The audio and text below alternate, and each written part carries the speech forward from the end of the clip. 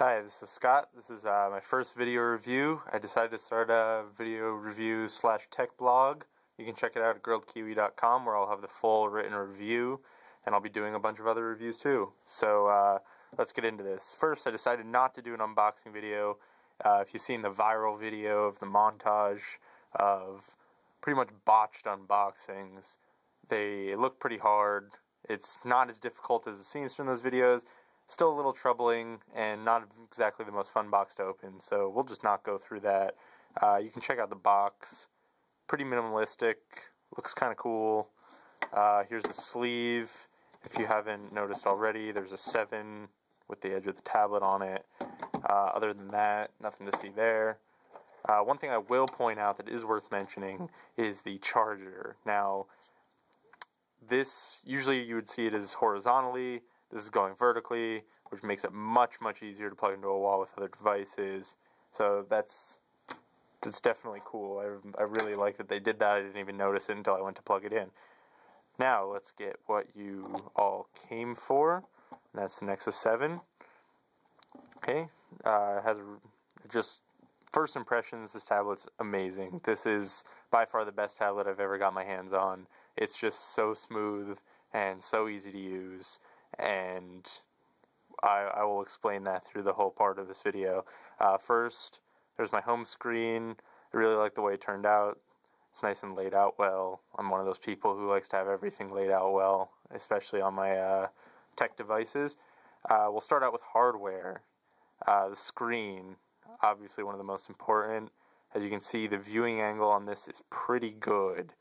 This is a 1280 by 800 IPS display.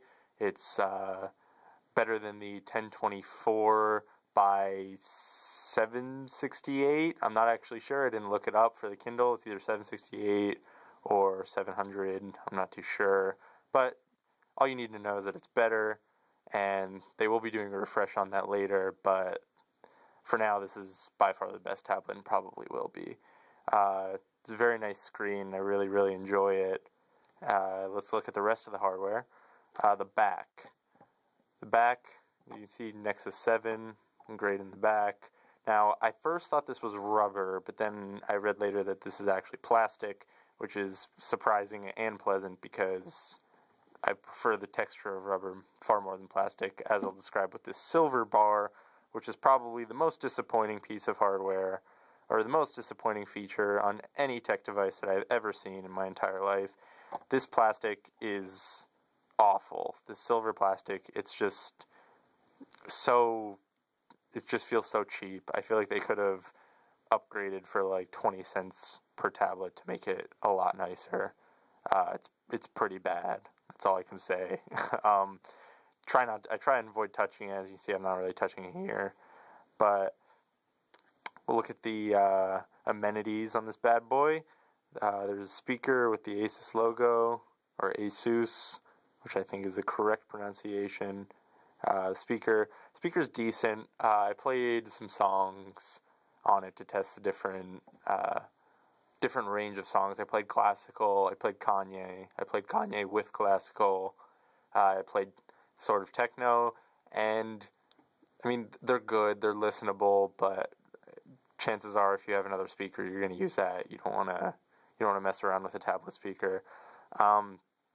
Ports at the bottom. There's standard micro USB and 3.5mm headphone jack. I haven't plugged in headphones yet. I've heard mixed reviews on whether or not that's good, so I'll have to get back to you on that and write in my full text review on Grilled Kiwi. Other than that, there's 2 microphones, which is nice for video chatting in case one gets covered for whatever reason. There's one on the top and there's one on the side. But other than that, there's the hardware, 1.2 megapixel camera at the top, and now let's get into Jellybean. Jellybean is by far the best distro of Android so far.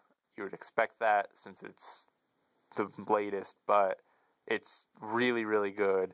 And coming into this, I really didn't expect Project Butter to play such a key role in the functionality of this. As you can see, it's very smooth, swipes very cleanly, there's really no lag. Something about predicting your motions. Not sure about that. Haven't really seen that, but it is definitely smoother, so I'll just take Google's word for it. But yeah, we'll get into magazines here, which is something they're really pushing with this device, because with the content and such. So here, this is the first magazine I actually subscribed to, Bicycling Magazine, love cycling. So, as you see, it's that little hiccup. It's not the software's fault, it's the fact that I'm not swiping hard enough. But that's a little annoying. But one way to get around it, which I've been doing recently, is just if you just tap around the edge of the screen, it just goes through pretty easily. This is already downloaded. It takes a little time to load, but chances are you're not going to be swiping through this like a madman. Let's get to that page at the beginning. When you turn it sideways, it displays both pages, because you know there's those full spreads like this on pages 1 and 2, where it's page 1, page 2. It can be really annoying if you're reading one page at a time that way, but at least there's a way around it. Especially some of the magazines that came with the device, I had to do that just to like read it, because there was things pointing to the other side of the page. As far as ease of reading, pretty sure you can probably read that, and that's not zoomed in at all, which was a pleasant surprise.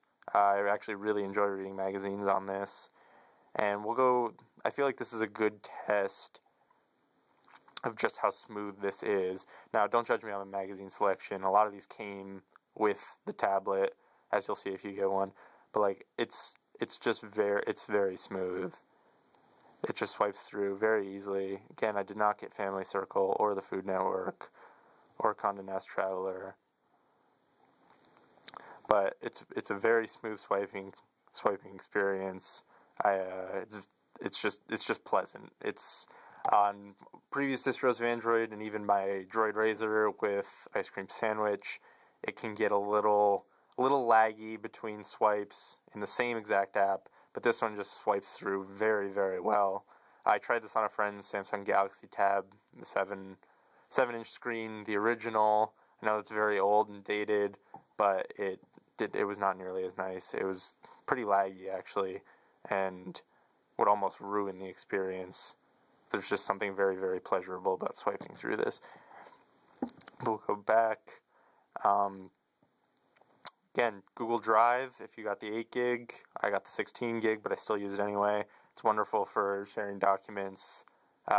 Really pleased to see that they're integrating that with Android. In case you're wondering, this widget is HD Widgets. I tried Beautiful Widgets because I had that for my Droid Razor. There really isn't a good tablet version. I found this one very good. Like it a lot. And games, I'm going to do a separate review for games because I feel like that needs its own video to really accurately display how they work on this thing with Tegra 3. Riptide GP, obviously, built for Tegra 3. It's going to look really good, and it does look very good. It's almost fun to play just to see the graphics on something like a tablet. One thing, obvious, you can't leave this out, Google Now. I'm actually going to go back while I talk about it. You see the standard things, you see the videos of people, how they ask for a sports score, and it gives them a sports score, and then it adds it to the notification bar. That's cool, except for when I'm asking about teams that I don't care about, and then it gets added to my notification bar no matter what. As far as other things go, there are a few things. It's better than Siri by far. You can check other videos comparing the two. But in regard to Siri, there's things that it excels at very well, and there's other things where it just brings up a Google search, and that's the end of it. So we'll check this out with sports. I'm not a Pirates fan. I just happen to live in Pennsylvania, so I'm going to ask it that. What was the score of the Pirates game? Pirates beat the Rockies 9-6. I don't know if you heard that, but the Pirates beat the Rockies 9-6 in a very normal human-sounding voice rather than a robot voice. I'll turn up the volume on this. And this is another thing that's good at. You can ask it any actor or movie, and it will give you the actors and other movies that they've been in. So, What movies has Jennifer...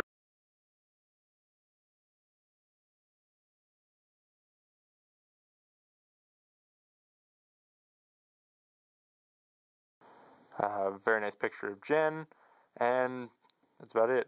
I haven't actually clicked. It's just a source to Wikipedia. But then if you start to get complicated with it, or you ask it something very, very specific, it doesn't. It just takes you a Google search, which is good. Like it's a Google search, so you get the answers you want anyway. So we'll get out of that, and we can test out the speakers and Google Chrome at the same time. I actually was checking to see the upload limit on this. Google Chrome is very, very nice. The only gripe I have with it is the videos. Sometimes videos do not play. It just does not support Flash. That's why I installed Dolphin Browser, just in case there's something I really wanted to check out. But otherwise, Google Chrome is the go-to browser. If you open new tabs, this is essentially just like a normal Chrome account. Funny that if you see my recent views, I actually went through the Google Play debacle and decided to just go the route of going to Sam's Club and picking it up. So that's why I have my bank, USPS, and my other bank on here, because I was checking those quite frequently in Google, not on this, obviously, because I didn't have it yet. So we'll check out music. I feel like this is a good song to check. Also to check the streaming. Again, it's good, it's listenable, I don't want to plug my ears, but I would much rather prefer using an external speaker source like a Jawbone Jambox or headphones. I mean, expected it has no bass. It has zero bass. But as far as the lyrics and stuff, I mean, it's good, and Kanye's always good. Huge fan of Kanye. Okay, so that's Google Chrome. And again, the widgets are very smooth, easy to swipe. You can quickly and easily go through these books. Most of these were free that I just went on a downloading spree of all the public domain books. So open Treasure Island. Again, it's pretty fast to swipe through, and it's very easy to read.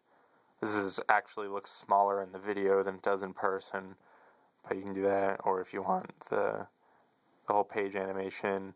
I mean, this is really where where not only Android but Jellybean shines. This swiping motion, it's very, very smooth. I said it in my text review, and I'll say it again. This is one of those moments where within the first hour I had that fatherly tear of watching the child grow up and develop into a mature operating system, and that is what this is. I feel like this is the first truly mature distro of Android. Makes me pretty happy, because Ice Cream Sandwich was almost there, but there were some moments where it wasn't smooth enough and wasn't really arguably the best operating system. I mean, I think it is, but it was arguably the best operating system. I feel like Jellybean, you can truly say that this is the best operating system in terms of just functionality, smoothness, everything, and that makes me pretty happy. As far as anything else goes, smoothness again, swipes right through. This came with Transformers. I really don't want to watch it, but we'll play it just for video's sake.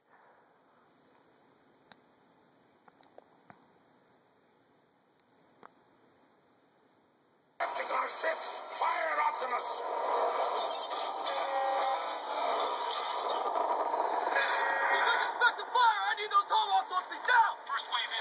And this phone camera's pretty blurry. Didn't feel like charging my regular camera, but the HD's good. I mean, the screen's really good for movies, and most of it gets cut off, but and it closes out. You can see all the apps I've already had open. Already had Riptide GP open. And that's about it. You can go over and check out my written blog, where I was able to state a bunch more facts I don't have right now. GrilledKiwi.com. I'm going to be posting more reviews later like this on other devices, and I hope you enjoyed it.